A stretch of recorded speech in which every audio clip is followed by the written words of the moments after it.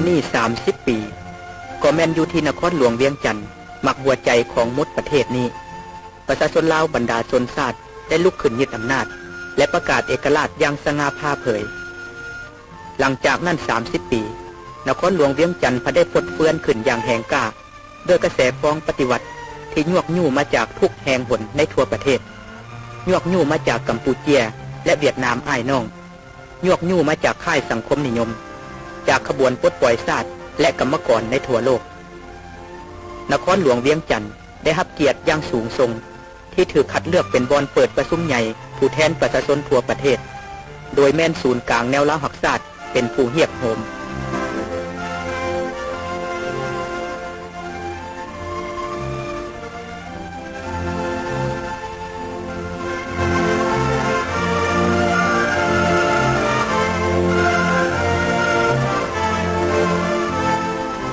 30 ปีต่อสู้อย่างทรหดอดทนและเสียสละ30 ปีมีไซอย่างเนืองนิดในที่สุดกาลโอกาสญาติเอาไซสนะสมบูรณ์ก็ได้มาถึงวันที่17 เดือน 4 1975ประชาชนกัมพูเชียได้รับไซสนะสมบูรณ์วันที่30 เดือน 4 1975ประชาชนเวียดนามก็ได้รับไซสนะสมบูรณ์ไซสนะสมบูรณ์ของสองประเทศอ้ายน้องในอินโดจีน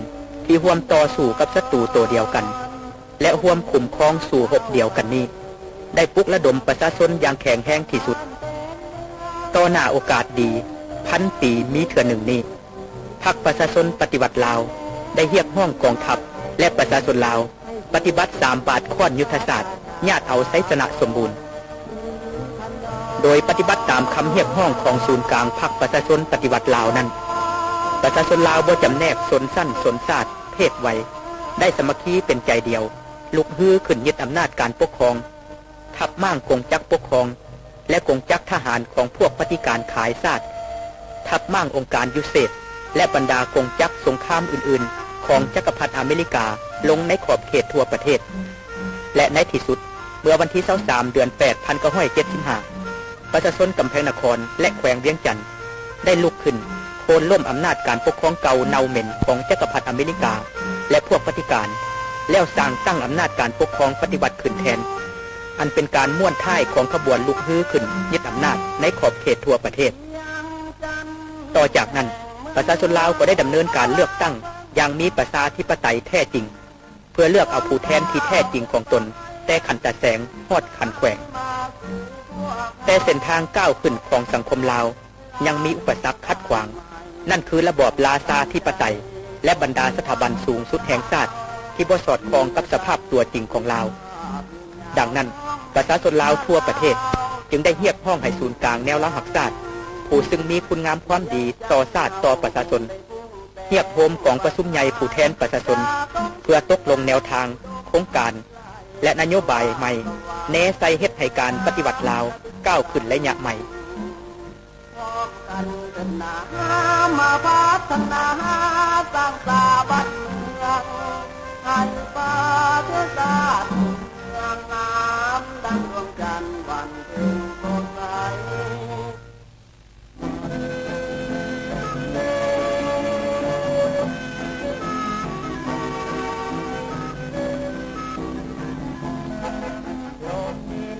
บ่อยมาโตถิ่นลาลาก็ม้วนหัวแดนลาวหัวหูทุกสาลิกาหัวหูทุกสาลิกาตลอดในระยะ30 ปีต่อสู้อย่างทรหดอดทนและมีไซของกองทัพและประชาชนเฮาจักรพรรดิอเมริกาและลูกมือได้ถูกปราศัยอย่างเนืองนิดเลียนติดพวกมันจำต้องยอมเซ็นสัญญาเวียงจันทน์เพื่อปฏิบัติความถูกต้องปองดองชาติเมื่อวันที่21 เดือน 2 1973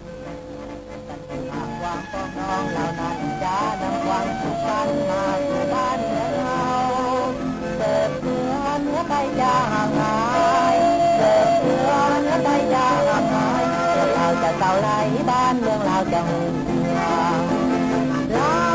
เฮาเราวางเป็นน้อยเป็นน้องเราแก่เดียวกันอย่าได้แตกอย่าได้เงี้ยพวกมันอย่าได้แตกอย่าได้เงี้ยพวกมันเอาจงหาให้กันเราเอ้ยเราเอ้ยหัว วกเขาว่าแม่น้อมใจรักษาเอาไว้สันติภาพยอดบูชาให้หากมาทางไลอย่างนี้เขาต้องสามัคคีปราบมันให้สูญไปรักษาถนอมเอาไว้รักษาถนอมเอาไว้ให้ลืมเมืองใจตัวฟ้าการละนานให้ลืมเมืองใจตัวฟ้าการละนาน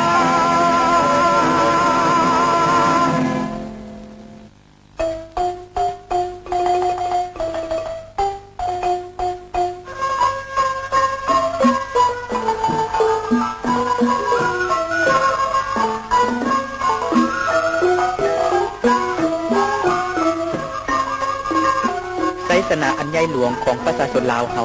ในการต่อสู้โค่นล้มอำนาจการปกครองอันเน่าเหม็นของจักรพรรดิอเมริกาและลูกมือตั้งแต่ขันบ้านจนถึงขันแขวงนั้นได้เฮ็ดให้เพื่อนมิตรทั้งหลายในโลกมีความปิติสมซื่นเป็นอย่างยิ่งบรรดาคณะทูตานุทูตประเทศต่างๆประจำลาวได้ทยอยกันมาอวยพรและสมเสยไซสนะอันยิ่งใหญ่ดังกล่าวของประชาชนลาวเฮาโดยต่างหน้าประชาชนลาวท่านมาไขคำพิทูลผู้ต่างหน้าพรรคประชาชนปฏิวัติลาวและแนวลาวหักชาติได้แสดงความขอบอกขอบใจอย่างล้นเหลือต่อคณะผู้แทนทูตานุทูตประเทศต่างๆที่มาอวยพรไซสนะของประชาชนลาวท่านกล่าวว่าไซสนะที่ประชาชนลาวพวกข้าพเจ้าญาติมาได้นั้นก็ย้อนการต่อสู้อันเด็ดเดียวของประชาชนลาวที่อยู่ภายใต้การนำอันถูกต้องของพรรคประชาชนปฏิวัติลาวด้านอื่นอีกก็เป็นย้อนการสนับสนุนและช่วยเหลืออันมีผลศักดิ์สิทธิ์ของประชาชนเวียดนามกัมพูเชียและประชาชนบรรดาประเทศสังคมนิยมอ้ายน้องก็คือประชาชนผู้หักหอมสันติภาพในทั่วโลก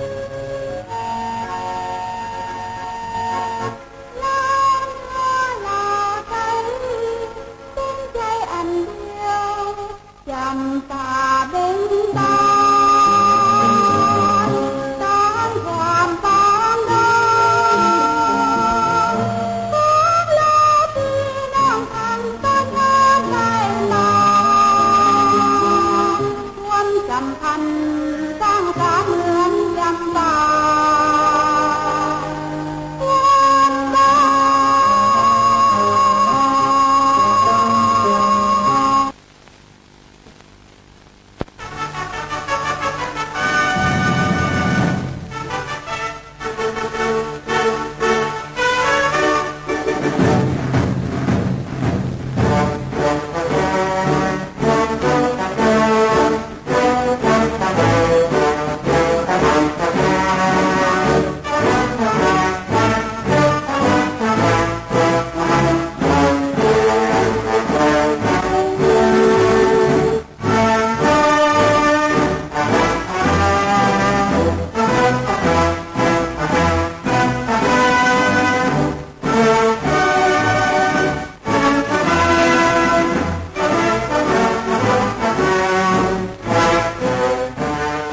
การยึดอำนาจขั้นพื้นฐานได้สำเร็จผลในขอบเขตทั่วประเทศประชาชนบรรดาสั้นคนต่างๆในนครหลวงเวียงจันทน์มีความเบิกบานมวลซืนที่ได้ร่วมเฉลิมฉลองเมื่อประกาศเอกราชเป็นครั้งทำอิฐในวันที่ 12 ตุลา 1975 ซึ่งเป็นการเฉลิมฉลองเมื่อประกาศเอกราชครบรอบ 30 ปี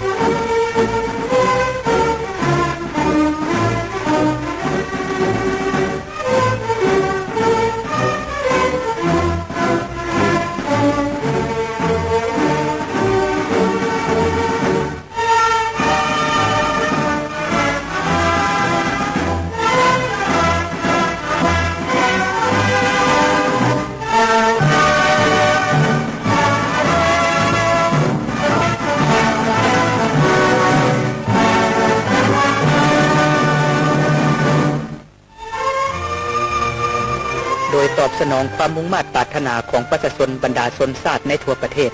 วันที่ 1 ธันวาคม 1975 กองประชุมใหญ่ผู้แทนประชาชนทั่วประเทศได้รับการจัดตั้งขึ้นอยู่แห่งหนึ่งในนครหลวงเวียงจันทน์และได้อัดลงอย่างมีไสในวันที่2 ธันวาคม 1975 กองประชุมใหญ่อันเป็นประวัติศาสตร์นี้ได้มีผู้แทนเข้าร่วมทั้งหมด264ท่านในนั้น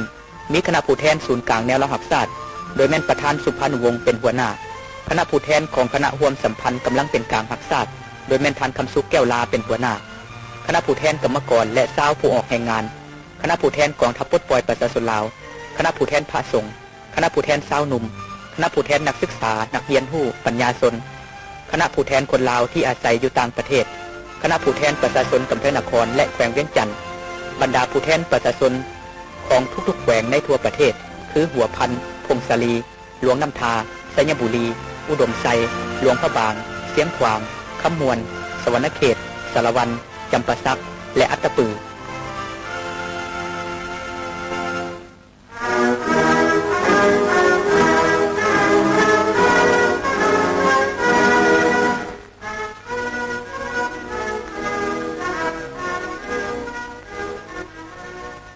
ท่านศรีสนะศรีสารคณะเลขาของกองประชุมใหญ่ผู้แทนประชาชนทั่วประเทศได้ขึ้นกล่าวจุดประสงค์ของกองประชุมว่า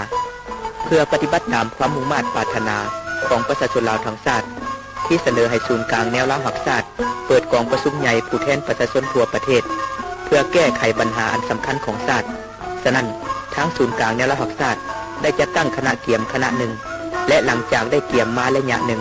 มื้อนี้กองประชุมจึงได้เปิดขึ้นได้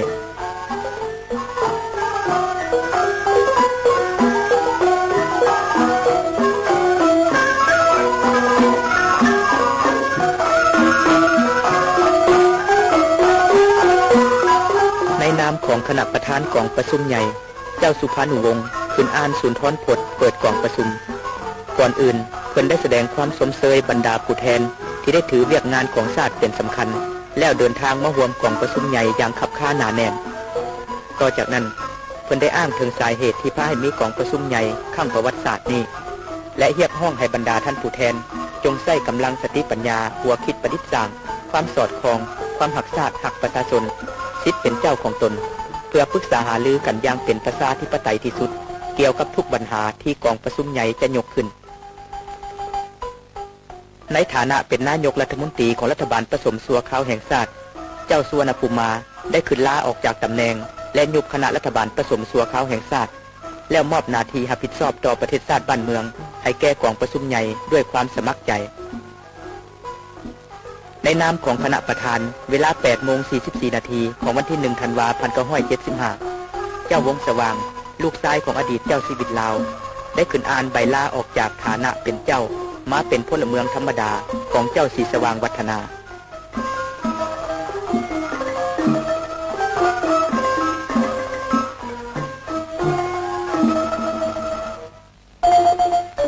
ในนามคณะประธานกองประชุมใหญ่ท่านไกรสอนพรหมวิหารได้ขึ้นอ่านรายงานการเมืองก่อนอื่นท่านได้ยกให้เห็นมูลเสื้อดุมันภาคเพียรและองอาจกล้าหาญของชาติลาว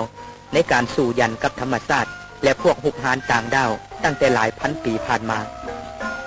ต่อจากนั้นท่านไกรสอนพรหมวิหารได้จำแนกสภาพการภายในและโลกอย่างลึกซึ้งและได้ขีดเส้นทางเดินของชาติคือต่อสู้ลบล้างทุกห้องห้อยเศษเหลือผลสะท้อนและอิทธิกำลังของลัทธิลาวเมืองขึ้นแบบใหม่อย่างสิ้นเชิงทับมั่งทุกกลอุบายเลเหลี่ยมใหม่ของจักรพรรดิอเมริกาและลูกมือยุติระบอบราชาธิปไตยและลบล้างทุกห้องห้อยเศษเหลือของระบอบกวางลามระบอบไหเซานาพร้อมทั้งทุกห้องห้อยหล่าหลังในด้านวัฒนธรรมและแนวคิดสร้างตั้งระบอบสาธารณรัฐประชาธิปไตยประชาชนออกแห่งสุกยู่การผลิตอย่างแข็งแรงฟื้นฟูและขยายเศรษฐกิจวัฒนธรรมเฮ็ดให้ชีวิตการเป็นอยู่ของประชาชนเป็นปกติและมีระดับดีขึ้นปฏิบัตินโยบายต่างประเทศเอกราชสันติภาพมิตรภาพและบ่รวมกลุ่มทั้งนี้ก็เพื่อแน่ใส่สร้างให้ประเทศลาวมีสันติภาพเอกราชประชาธิปไตยเอกภาพวัฒนาถาวรก้าวหน้าทางสังคมประกอบส่วนอย่างสมเกียรติเข้าในภารกิจต่อสู้เพื่อสันติภาพเอกราชแห่งชาติประชาธิปไตยและความก้าวหน้าทางสังคมอยู่ในภาคพื้นอาซีอาคเนย์และในโลก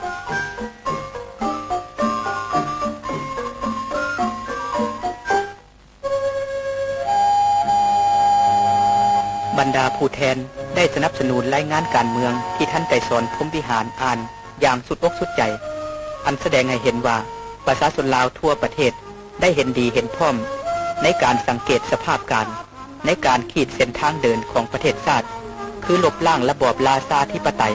และสร้างตั้งระบอบสาธารณรัฐประชาธิปไตยประชาชนขึ้นในประเทศเฮา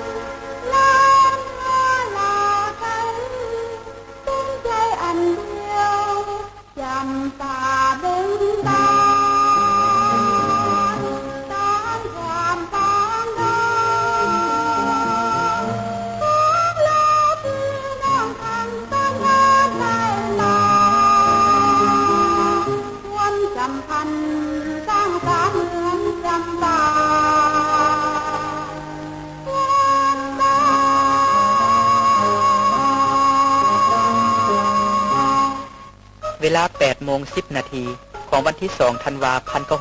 1975 อันเป็นเวลาประวัติศาสตร์ได้มาถึงเจ้าสุพรรณวงศ์ในนามคณะประธานได้ขึ้นอ่านมติเกี่ยวกับการสร้างตั้งสาธารณรัฐประชาธิปไตยประชาชนลาวทั่วของประชุมสนั่นก้องไปด้วยเสียงสนับสนุนเป็นครั้งทำอิฐในประวัติศาสตร์ของลาวประชาชนลาวได้กลายมาเป็นเจ้าของประเทศชาติเจ้าของตนเองและเจ้าของสังคมอย่างแท้จริง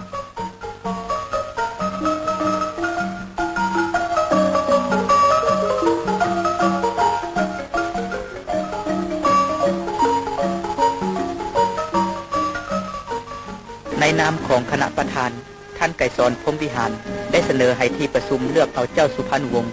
เป็นประธานผู้ทำอิฐของประเทศสาธารณรัฐประชาธิปไตยประชาชนลาวย้อนว่าเจ้าสุพรรณวงศ์เป็นผู้มีคุณงามความดีอย่างหลวงหลายต่อชาติต่อประชาชน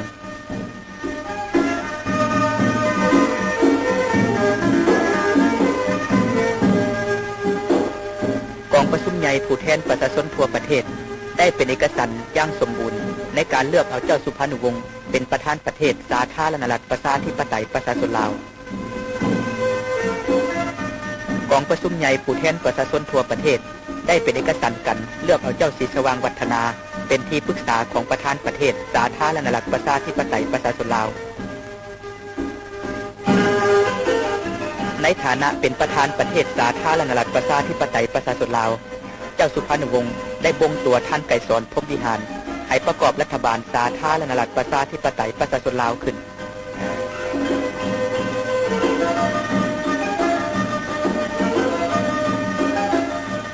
โดยเห็นว่าเจ้าสุวรรณภูมิมาเป็นนักการเมืองที่มีความเห็นและท่าทีสลัดเฉลียวเบิ่งกว้างเห็นไกล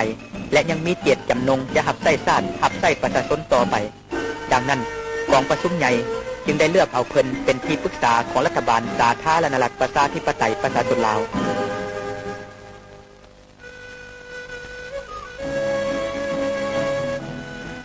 เวลา 15 โมงของวันที่ 2 ธันวาคม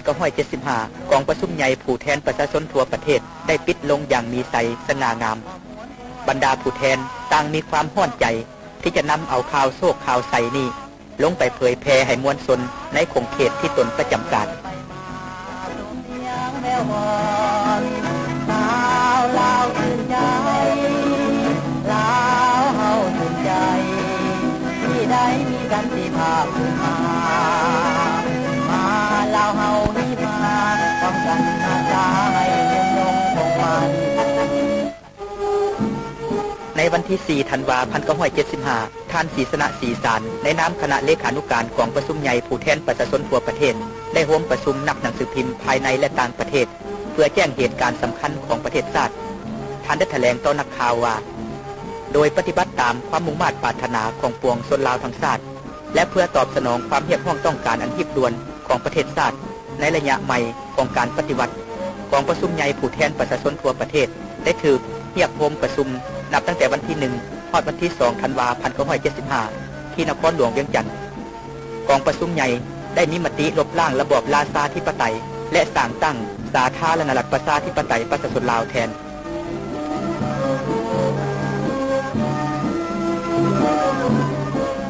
โดยมีความเบิกบานมวลซืนต่อผลสำเร็จอันสง่างามของกองประชุมใหญ่ผู้แทนประชาชนทั่วประเทศบรรดาอ้ายเอ้ยน้องกรรมกรโฮมพิมพ์ของกองบัญชาการสูงสุดกองทัพปลดปล่อยประชาชนลาวได้จัดพิมพ์เอกสารต่างๆของกองประชุมโดยบ่หัวซาถึงการอิดเมื่อยเพื่อแจกจ่ายให้กองทัพและประชาชนในทั่วประเทศ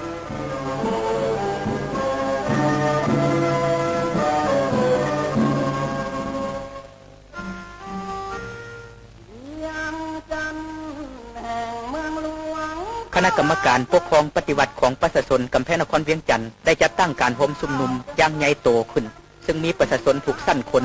ภายในนครเวียงจันทน์เข้าร่วมเป็นหมื่นๆคนเพื่อชมเชยผลสำเร็จของกองประชุมใหญ่ผู้แทนประชาชนทั่วประเทศและคำนับการสร้างตั้งระบอบสาธารณรัฐประชาธิปไตยประชาชนลาวในงานชุมนุมนี้ท่านเผ่าพิมพ์พจันทร์ประธานคณะปกครองปฏิวัติของประชาชนกำแพงนครเวียงจันทน์ได้ขึ้นกล่าวคำเห็นว่าแต่วันที่ 2 ธันวาคม 1975 เป็นต้นไปชาติลาวเฮาได้พุ่งออกจากการมีกลิ่นอายสาบเหม็นของระบอบราชาธิปไตยไปสู่ยุคสมัยสีแดงเต็มดวงแล้วกองประชุมใหญ่ผู้แทนประชาชนทั่วประเทศนี้ได้เป็นการม่วนท้ายของการต่อสู้ 30 ปีอันลำบากยาวนานพิละอาจหารหมั่นเหนียวเพื่อกู้เอาเอกราชและอิสรภาพของประชาชนลาวเฮาท่านเผ่าพิมพ์พจันทร์ได้เรียกร้องให้ประชาชนชาวนครเวียงจันทน์จงพร้อมกับประชาชนลาวบรรดาชนชาติในทั่วประเทศปกปักรักษาระบอบใหม่นี้ให้มั่นคงถาวรและพร้อมกันสร้างสาประเทศชาติอันแสนหักและห่วงแหนให้หุ่งเฮืองก้าวหน้า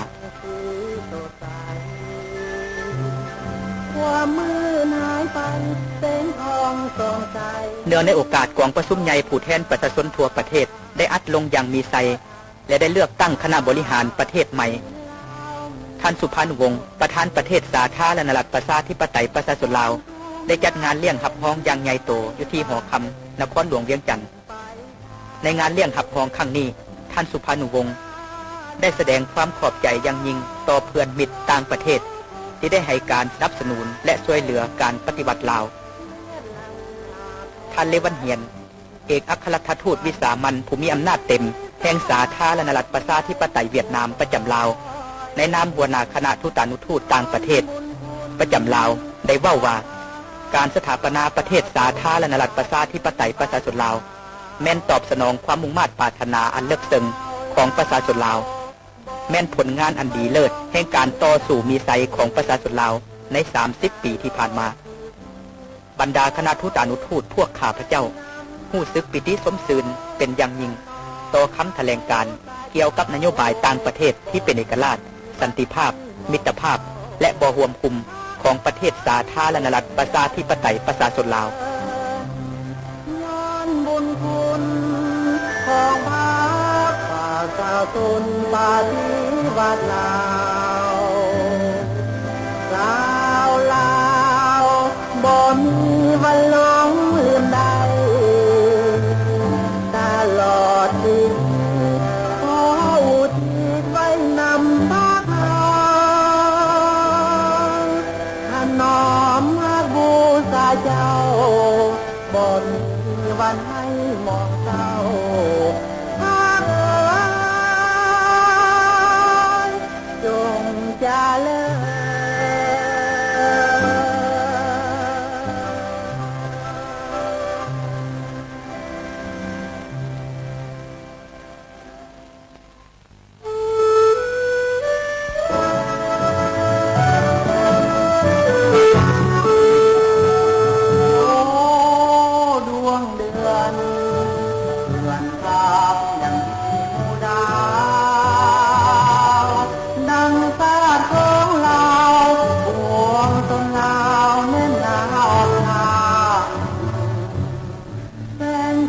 ของเดือ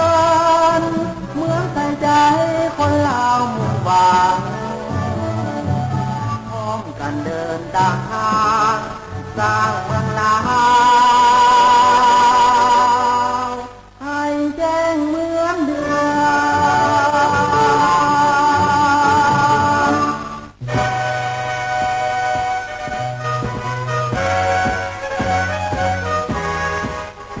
สั้นคนบรรดาชนชาติในทั่วประเทศต่างมีความปิติสมสื่นและแสดงความสมเสยผลสำเร็จของกองประชุมใหญ่ผู้แทนประชาชนทั่วประเทศสมเสยระบบใหม่ที่สวยสดงดงาม